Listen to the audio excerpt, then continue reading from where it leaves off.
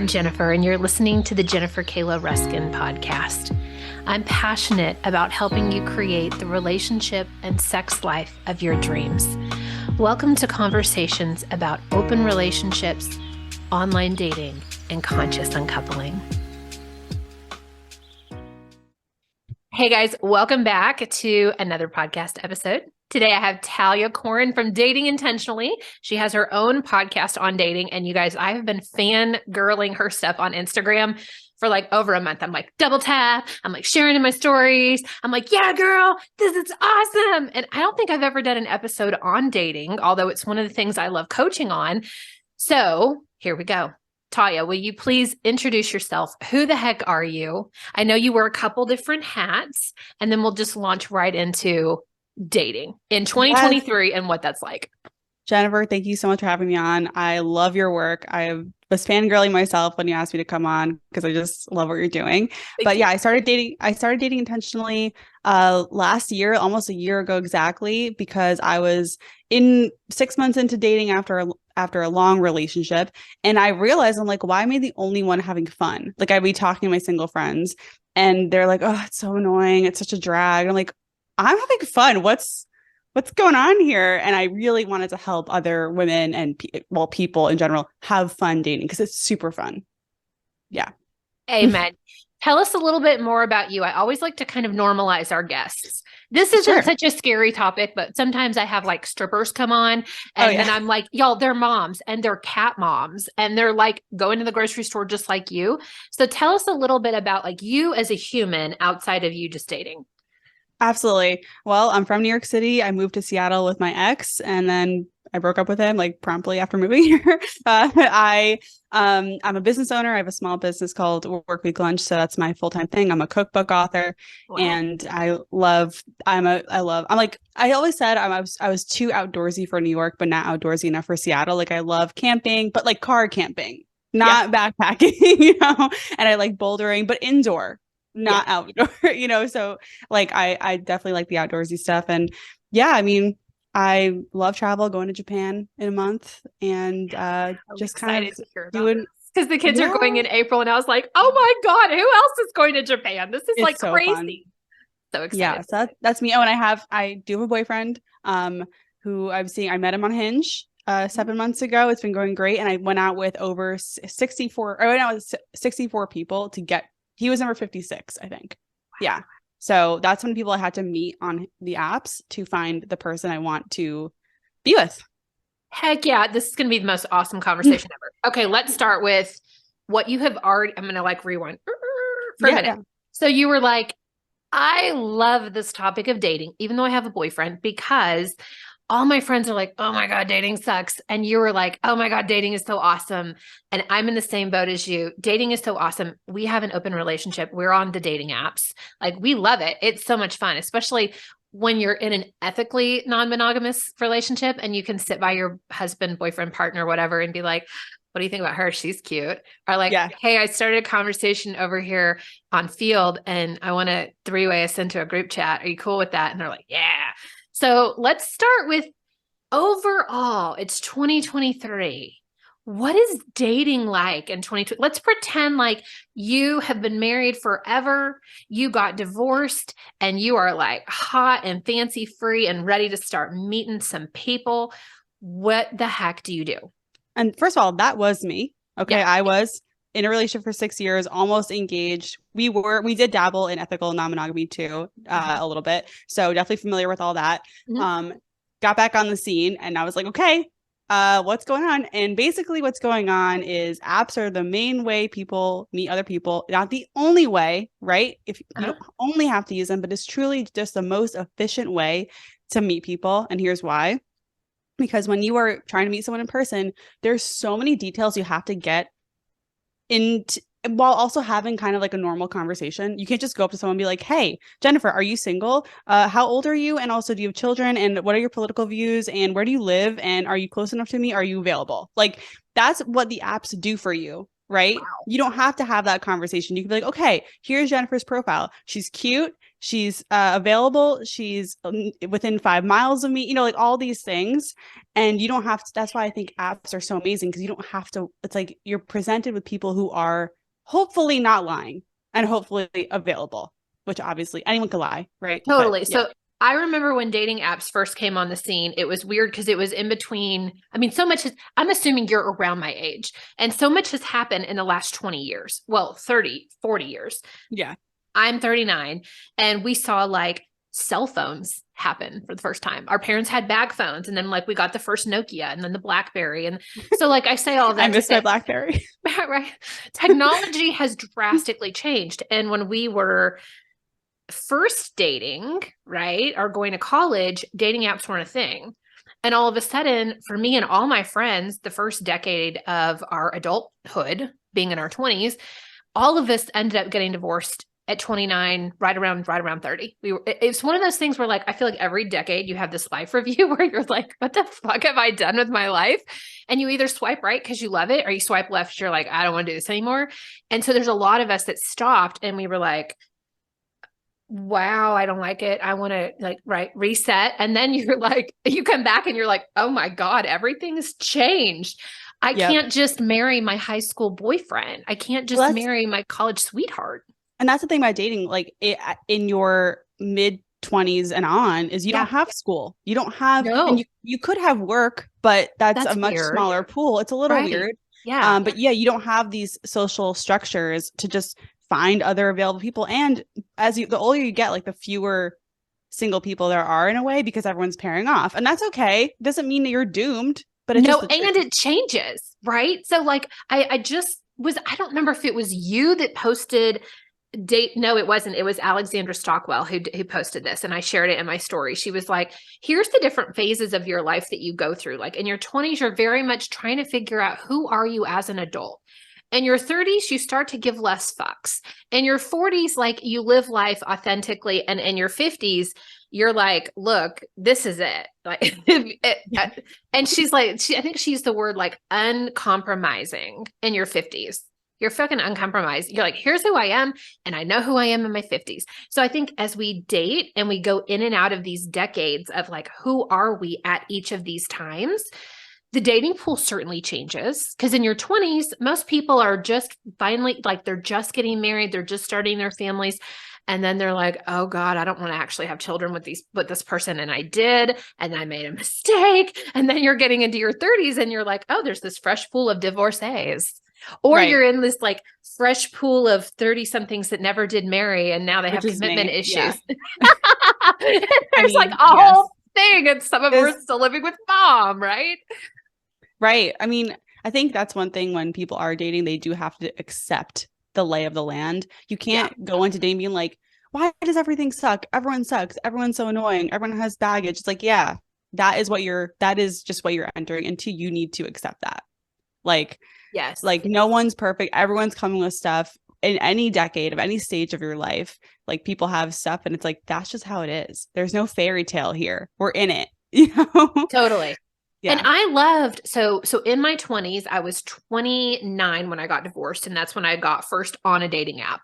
And I remember looking at all the dating apps. And at this time, again, this was 11 years ago at this point, I chose Match because I'm like, I'm a professional woman, and I know what I want, and I want a long-term relationship again. I want another marriage, and I'm going for the app of people that want commitment, and I'm happy to pay $50 a month or whatever it was at that time.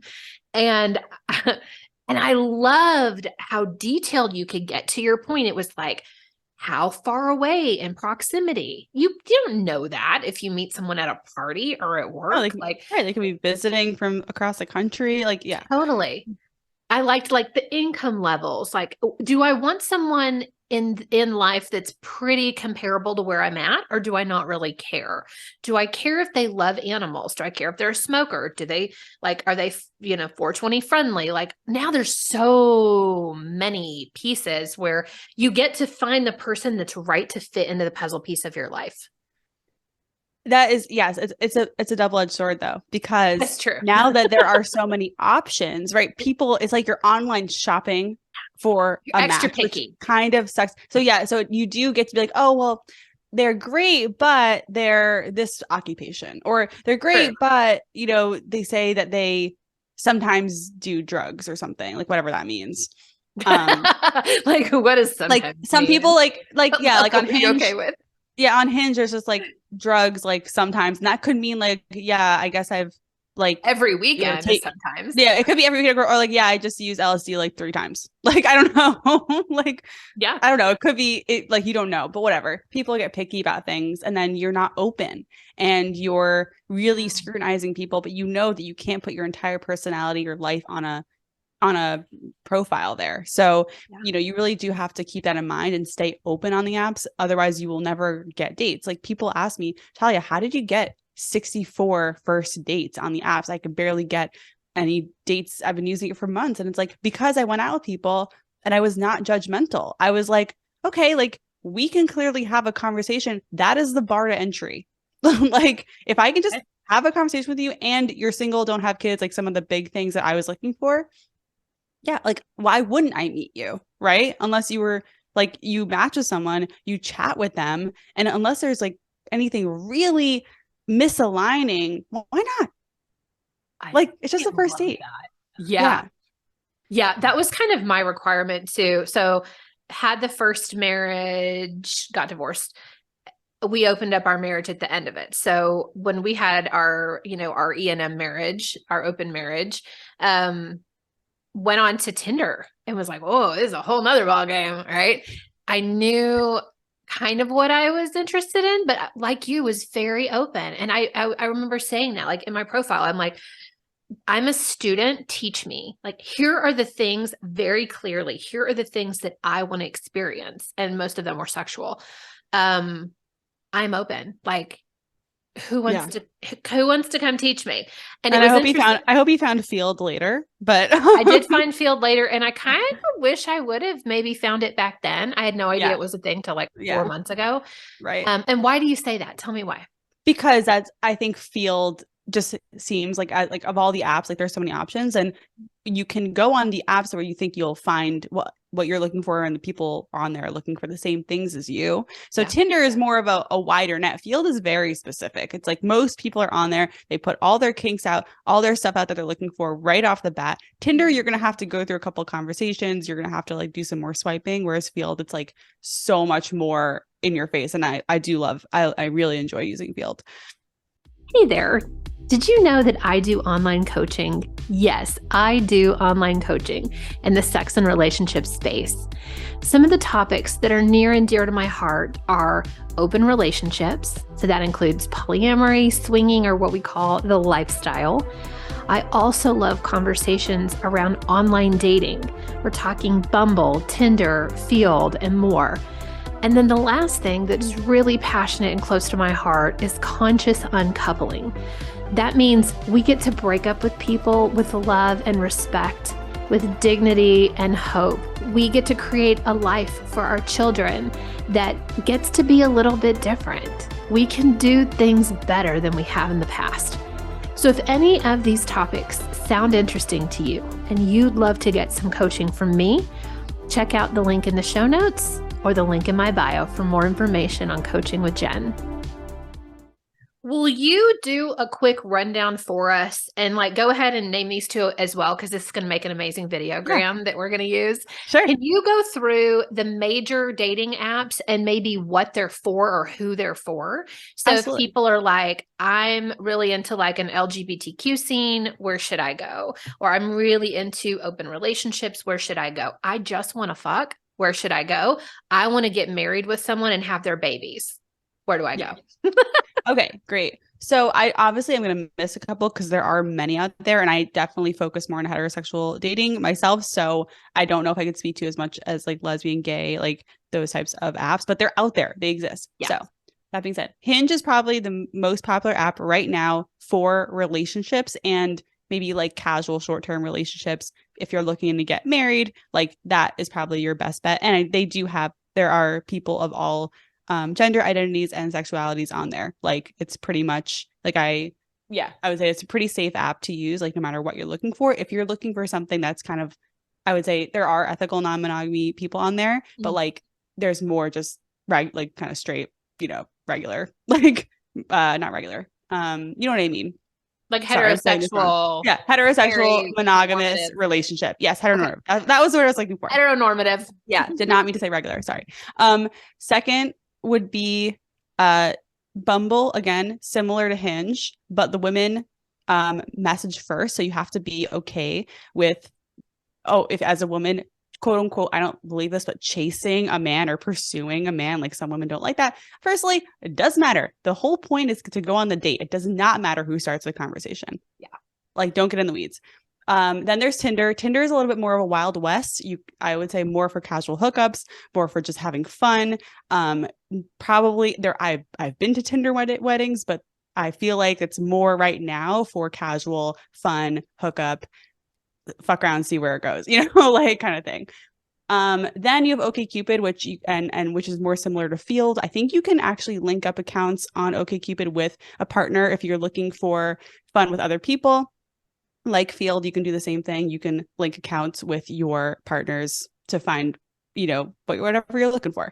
So OkCupid definitely more for like, I like OkCupid a lot because from what I remember, you can fill out a lot more. They give you a lot more freedom with your profile, and I think that's really cool. And then you have your apps like Plenty of Fish and Coffee Meets Bagel. I would say those are kind of similar to Hinge, but like not used as much. And this is where you want to also focus on your location. Sometimes like more people in your location might be on Coffee Meets Bagel and not on Hinge. So you do have to be aware of like which apps are popular in your geographical location. And so you will know quickly. Let me add real quick because you will run out of matches quickly. So for me, I'm on Bumble and I have it filtered only to women because we only date women.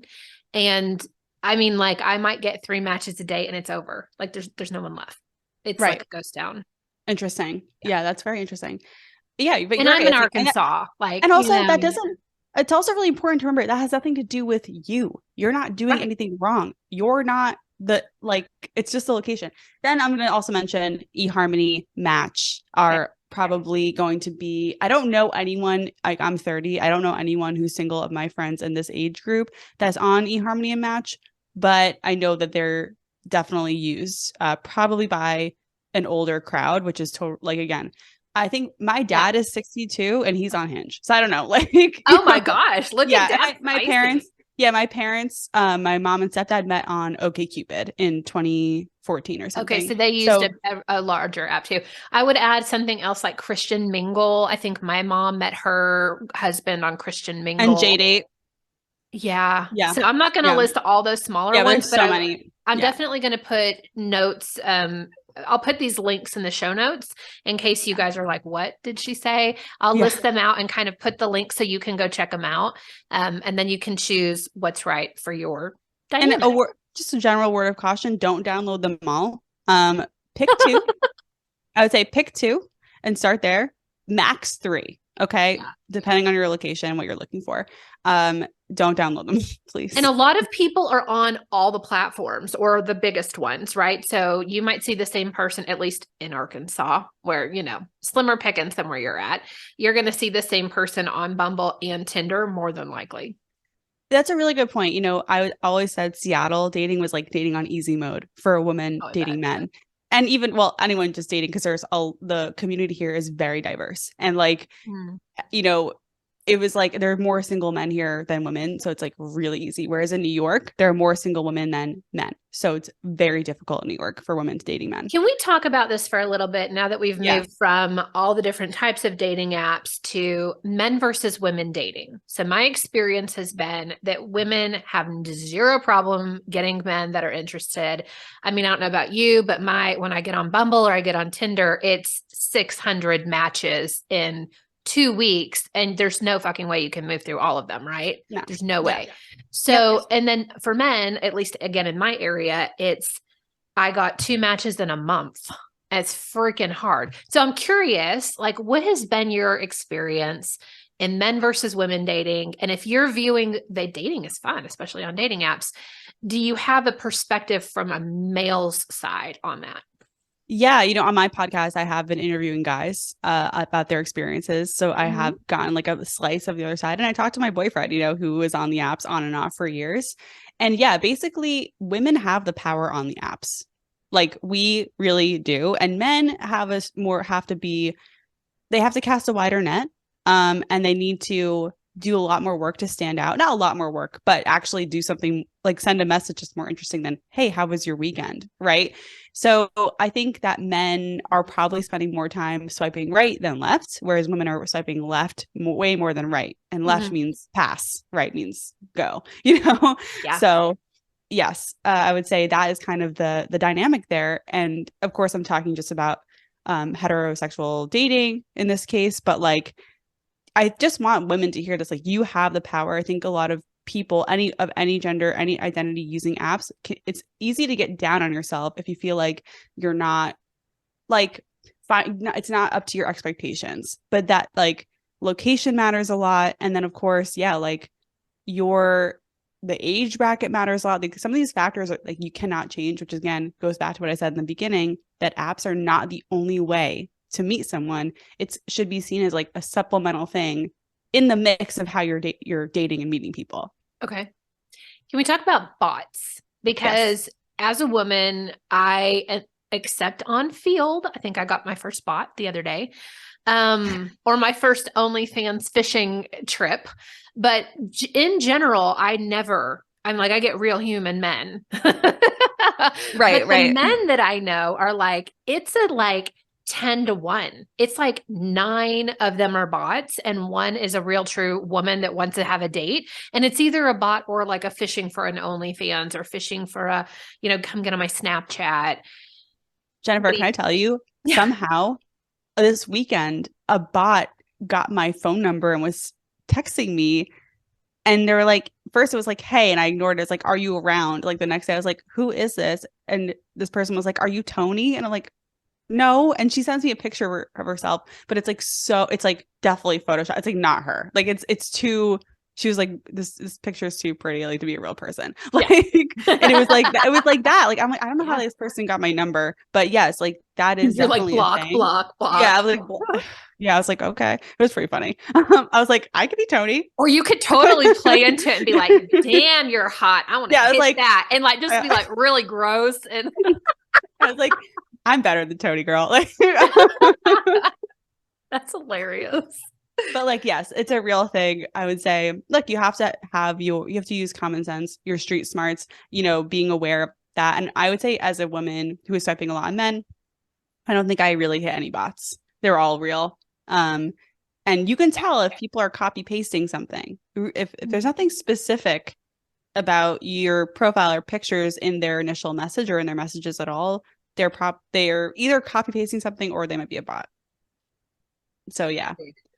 So I would say you like if you're getting a weird feeling, trust it.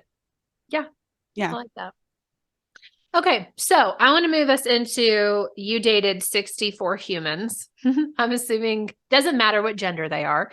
Mostly men, a couple women, yeah. Okay, so you dated 64 humans. Did you at any time feel like you might be in danger? Did you ever feel like I'm a little scared, or did you just freaking go for it?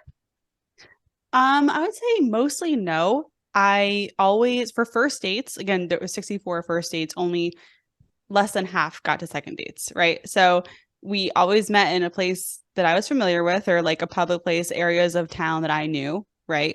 And pretty much, I mean, I was running this Instagram while dating, so people knew where I was. Not like the exact location on Instagram, but you don't even like people knew I was going on dates when I was going on them. My friends knew, my family knew, like someone knew that I was going out with someone. So you were Instagramming it. Did you put your Instagram and connect it into the platform, the online dating platforms too? Or no, I mean, okay. No, it definitely, no, I did tell some guys I dated, but it did bite me in the ass once, where I didn't tell him and they found it was like a whole thing. But yeah, so I would say no, generally no, did not feel safe. The only time I didn't love it was like I went out with a guy early in my journey. So maybe he was like date number 5 or 6. And we went to a bar, we had a couple drinks. we were like making out. Then he was like, let's go to my car, make out more. And I felt a little uncomfortable. I got out of there, went home. It was fine. But like, I just didn't do that again. That was like no making out or no drinking on the first date. No going in someone's car to make out on the first date. Oh yeah, I make out on the first date, but not actually going in their car because like they could just drive off with you. Totally. That would yeah. be terrible. So I would say like that was the only time, and like that I think I would revise my choices in that case. I don't think he was dangerous at all. I was like, you know what, this is weird. Yeah, you got a weird ping. Yeah. I would love to go back one step and let's take this a little bit slower for someone, let's say they're in their 60s. And they've never been on a dating app and they're leery about online dating, but they don't really leave their house. They're like, I work from home, I go to the gym, and then that's it. Like, this is my life. I go to the local pizza place around the corner. That's the extent of it. How would you encourage someone in that space to, pick a specific app, maybe, and we probably don't have enough time to be like, how do you write a profile? That's probably a podcast on itself. I do have an episode on that. Wonderful. I can link that in the show notes. But like, my experience in dealing with people in this age bracket is there's a lot of angst around safety. Even, should I give him my phone number to move off the app? Can you take us through that experience of, you swipe right, they swipe right, you connect, you have your first initial conversation, and then how do you take it from there to actually off the app to having the date to like to do in like a safe way that what's the process? This is the safest way you can do it and from what I know. You're messaging on the app. Basically all these apps are aware of this, right? They know they want to protect their users. So you can call and video chat within the apps. You don't have to give someone your phone number to FaceTime with them to see if they are who they say they are and what their vibe is. So I would highly recommend being like, hey, like if they ask you out, be like, I really am interested in meeting you, but I would feel more comfortable if we just did a quick FaceTime first. Let's use the FaceTime in the app, like kind of thing. And then just, so like, that's all it has to be. And I think that should hopefully be enough for the listeners. Like if you're doing a FaceTime and their face matches their profile and you can have a conversation, probably okay. Going a step further, you can plan the entire date in the app without giving them your phone number. Let's meet. You can communicate, right? You don't have to text with them at all. Then obviously when you go on a date, tell someone where you're going, what time, and what time they should expect to hear from you before you go. Always meet somewhere public, always, and hopefully on a busier night, not too busy. You don't even just like where there's going to be other people. Don't go to a park in the dark, go to a bar. If anything, maybe you can meet during the day for a coffee, for a walk, if that's better for you. And that is kind of the gist of what I would say is like the safest way you can date someone. And then at the end of the date, you can decide to give them your number or not. You don't have to trade the phone number. I love that. That feels really good. I've actually never used the in-app feature. So what I've found is a lot of these apps are really crappy in terms of technological support. So for example, if you're on Field, Field is buggy. Yeah. And I don't know if I feel like from like a marketing perspective, I'm like, these guys have shit tons of money. I think this is by design. I think they keep it kind of buggy to get you off the app and to meet in person. Maybe. That may or may not be true, but that's my personal hypothesis because I'm like, why in the world would they not have a better system for communication or a better system for uploading? So I noticed when we do chats inside of Field, it's like, especially if you have an Android, like it's not in real time keeping up. It's like, well, I guess another option is you could send a G video chat link in the app, or you can like, and that's or Loom or whatever. Zoom or whatever. Yeah. So you could do that. I mean, for what it's worth, I mean, I did text with my boyfriend, but we did two Zoom dates before our first date because he wasn't in Seattle, he tricked me.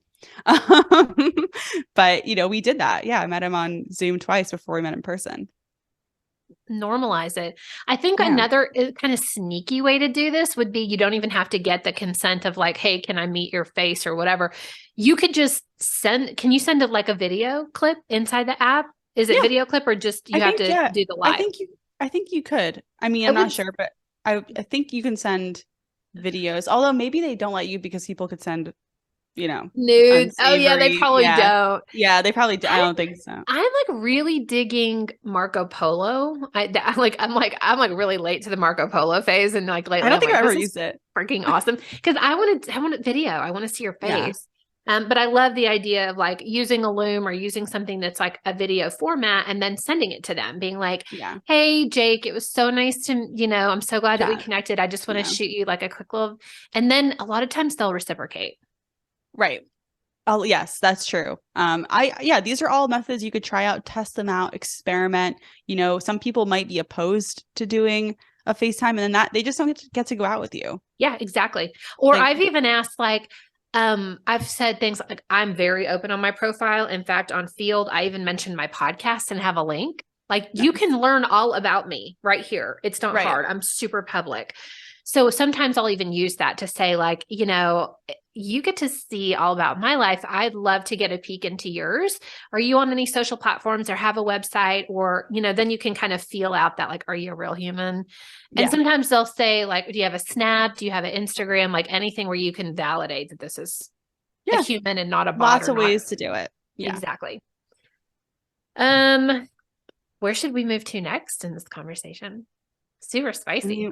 I would say like, I think with dating in general, like apps aside, I think there is kind of a couple not ground rules, but like ground expectations in general with dating that people need to be aware of. Like people are probably talking to and dating multiple people at any age, right? And I think when you are starting your dating journey, you need to accept this because you can't control what someone else is doing. And also like these people are strangers, it's too much to ask. It really is too much to ask. And I don't say that often to be like, oh, first date, you can only date me, or I only want to date you if you're only dating me. It's just not it's just not the culture of dating in this country at this time right now. So I think just go into it assuming they're talking to other people. It's not like a competition. You can talk to other people too. I think that will help you feel less anxiety. Be like, and then of course the golden rule of like focusing on, do I like them, not do they like me? Yeah. Like that I think is the number one constant thing that you might want to get like tattooed in the inside of your brain, right? Like, do I like them? It's because if you're worried about how they feel about you, you're kind of just like, I think this is okay. This is very normal, but dating for validation, not for connection. If you are just only focused on if being liked by anyone, right? You're like, if I'm liked by anyone, I win. And that's not the case. You want to be a chooser. You want to choose them. That is the whole process. Yeah. So I'm like on page 3 of notes. Oh my God. This has come up a lot lately. So we are new to the E&M dating scene as a couple, and we've been dating other people. We've dated other couples. We've dated other singles. And this has come up so much lately where it's like the people in our sphere are like, oh my gosh, this person likes me. Oh my gosh, I've had a communication series with them for a week. And then all of a sudden the other person is like, I'm just not feeling it. And then they're like, but what did I do? What did I do? I realized it was me. And then when I have a conversation with them, I'm like breaking it down. I'm like, you don't actually want to be with this person, do you? Like they're super clingy and they were like weird about communication. And they're like, no, I really didn't. So I'm like, it's all good. Yeah. Also, did you actually like them? Yeah. It's like you will, it will be like reciprocated. Like you also will have experiences where someone likes you and you don't like them really. And that's okay. That's dating. Like that is going to happen. So you need to go into that with that mindset of like, it doesn't mean anything's wrong with you. People are what you're looking for, whether you're dating monogamously or not, is something special. You can't just find it anywhere. Right. Like it's going to be, it takes some work. It took me so many dates to find someone that I was like, okay, that I don't see any. That's a lot of people to say, no, thank you. You're not for me. Can you give us a little like sentence or two script of what you use when you're like, I'm going to move on? Yeah, I actually just posted this on Instagram. It's pinned to the top of my profile, but it's like, hey, I've been reflecting on our time together, and I think you're great, but I don't think it's a match. This isn't what I'm looking for, and I wish you the best of luck out there. I love that. I think it was like a 5 or 6 scrolling series of like different scenarios. You were like, at month 3 or 4, here's how to. Yeah, I love that. Yeah, I want to include that in the show notes. I'm gonna like put the link into that specific post that you have on Instagram. Yeah, because that was really good. I had one more thing that I wanted to ask you in this series. Oh, on dating ground rules. What was it? It was so good too. So we talked about know that they're dating. Oh, here we go. Know that they're dating other people. So this was a mistake that I had, and I'd love to get your opinion on proper etiquette. Okay. So I assumed, because I was in this like E&M open dating sphere, and I was very clear on my profile, I'm married, we're in an ethically non-monogamous relationship, we are both dating, and we both know here are my things that I'm looking for to experience sexually in my life. I assumed everyone that dated me would also be in that sphere. Like, of course I'm dating other people. Of course I'm fucking other people. Of course I'm in this thing or I'm trying things. And so I was like very open with, yeah, I had a date last night, or like, yeah, I got a date Thursday. And some of the guys would be like, oh, tell me about it. Like, tell me about your last experience. Right. And they get off on the excitement of that. And then I had others where like Scott and I laugh about this frequently. When I met Scott, I actually had a sex date after our hamburger date. And so I didn't eat hamburgers because so we met and he was like, oh, you're going to want to eat a burger. This place is the best burger place in town. And I was like, I can't, because I'm going to have a sex date after this and I don't want to feel awful. So I'm going to have some salad. And he was like, what is it? So I'm curious. Let's take a step back. I'm curious, how much do you tell? Okay. And not everyone's going to be in this situation where I was obviously dating and having sex with multiple people. They may come to the table where they're very serious and they're looking for a life partner. And to your point, you've already given us number one is like, no, these people are dating other people if they're still on the app. Yeah. How much do you tell? Okay. So I think there are actually two little mistakes in your story. I know. And sorry, everyone's doing their best. We all make mistakes. I've ghosted people. But like the biggest thing, I think this is an emotional thing that permeates throughout relationships through their entirety. And that is kind of assuming the other person is like you and assuming they are thinking like you and feeling like you and processing like you, and they're not. So it's like, that's why people get confused in relationships. Like, I'm doing all these amazing, I'm so helpful around the house and they don't notice. Like, yeah, maybe they just naturally don't appreciate that because they appreciate other things, so yeah, don't assume everyone's like you. And especially with texting, this comes up a lot. Like, I text him every day and I'm so responsive. Maybe he doesn't value responsiveness, and that's okay. Mm-hmm. So that's number one. Number two is how much do you tell? And I would say in monogamous dating situations, I think sharing it outright like that is kind of a slap in the face to the other person for no reason. Like, we all should be out here assuming that we're all dating each other. So whenever someone would ask me out and I had a date that night and I couldn't go, I'd just be like, I have drinks with a friend. I don't say, we haven't talked about exclusivity. I don't need to twist the truth in that way. But I also know that if I said I have a date, they would not feel very good. And there's no reason to tell them that. Like, there just is no positive outcome with that. Like, you don't need to be honest for the sake of being honest all the time in this scenario, because also it's a stranger. You don't know how they're going to react. Like, so that's my take on that. I think people have disagreed with me on that. It's like, why not just be honest? Like, because you also have to be like, you have to create some positivity here, and you don't want people to feel like they're competing, even though we all know we are. Like, yeah, like, have a bit of discernment. Younger Jen, they don't need to know everything about your life. Tell her this. Yeah. They don't need to know everything about your life either. Like, if you have a doctor's appointment or if you're going through something at work, they don't need to know that. Mm-hmm. You don't owe them that. Mm-hmm. Yeah. So don't spill it all. Yeah. That's good. Good advice. I'm so glad he stuck around and had a second date. Now I mean, I'm the same as you. If someone said to me that they have other, I'm like, oh, tell me. Like I think it's tell me all the and details. yeah, like I think it's really Be a good fun. kisser. Yeah, exactly. Of like tell me, but the second you get into that mode on a date, you're getting more into friend vibes. So Yeah. I did learn to not, but like I still wanted to. It's something Scott reminds me regularly when we're chatting with a new person. He's like, don't mention the kids. It's not that we don't have kids. You can say I have kids, but don't be like, I was hanging out with my oldest kid. It instantly takes the vibe to like Friends. It's like, yeah, yeah, that's yeah, something. Okay. yeah. Yeah, I learned a lot on that one. Okay. I feel like this has been an incredibly comprehensive podcast so far. Is there anything that you want to end with? I'll definitely make sure I'm also putting your podcast link in the bottom so they can follow you Yeah. for more amazing dating advice. My reminder to everyone is lower the stakes. The point of a first date is to get to the second date. The point of a second date is get to the third date. Don't be sitting there planning out your future, thinking if they're marriage material or whatever you're looking for. Think about if you just want to hang out with them again. That's all you're trying to find out. So lower the stakes. There are many options out there for people.